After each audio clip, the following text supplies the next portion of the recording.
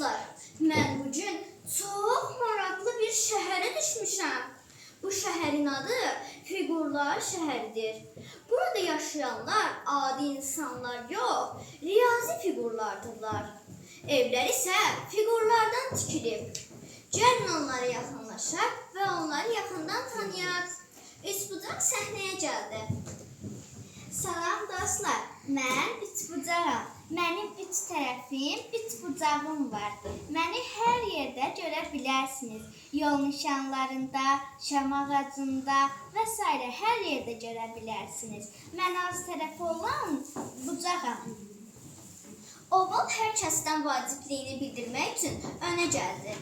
Salam, mən ovalam. Məni dairə ilə qarışdırırlar. Lakin mən dairə deyil, dairədən biraz uzunam. Ətrafınıza baxın, mən hər yerdəyəm. Yumurta ovaldır, qatı stadionu ovaldır, bəzi çərçivələr və güzgülər də oval formasındadır. Bunun üçün mən özümü ən vacib fiqur hesab edirəm. Çünki mən həm gözələm, həm də fərqliyəm.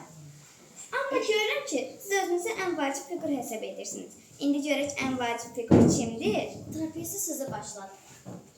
Salam, salam. Mən trapeziyam. Bəli, düz eşitdiniz. Trapeziya.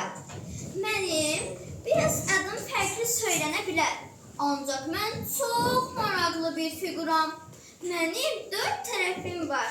Bir sirrim də var. Yalnız 2 tərəfim paraleldir. Yerdə qalan 2 tərəfim isə biraz fərqlidir.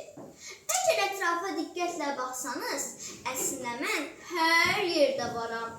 Məsələn, memarlar çox gözəl binalar tikmək üçün məndən istifadə edirlər. Mən sadəcə bir fiqur deyiləm, həm də tikintinin gizli qəhrəmanıyam. Uşaqlar məni ətəyə də oxşadırlar.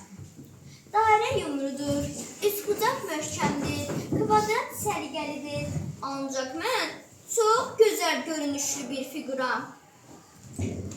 Vay! Ay qardaş, sən kimsən belə? Mən paralelogramam. Bir dəqiqə.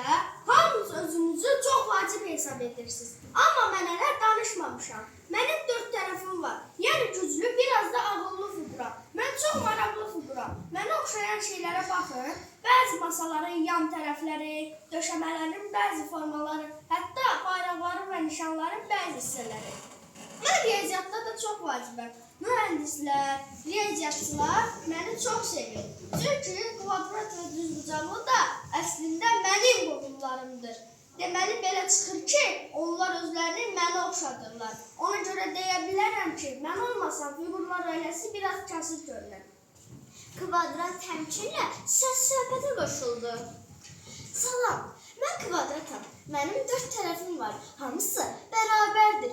4 bucağım var. Hamısı düz bucaqdır. Məni harda görə bilərsiniz? Siz tapa bilməyəcəksiniz. Qoyun özüm deyim. Mən şahmat taxtasında, bəzi masalarda və bəzi pəncərələrdə görə bilərsiniz. Mən çox səliqəli figuram. Dairə bütün bunlara tab gətirmək, hirslənərək səhnəyə gəldi. Salam uşaqlar, siz məni tanıyırsınızmı? Gəlin, sizə bir ipucu verim. Mən həndəsi figuram.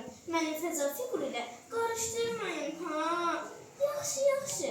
Əgər hələ də tapa bilmədinizsə, sizə son şans verəcəyəm. Nə başım var, nə də sonum. Yuvarlanaram hər gün yolu. Kimcim yoxdur heç bir yerdə. Tapındım mən kimə? Bəli, mən dairəyəm.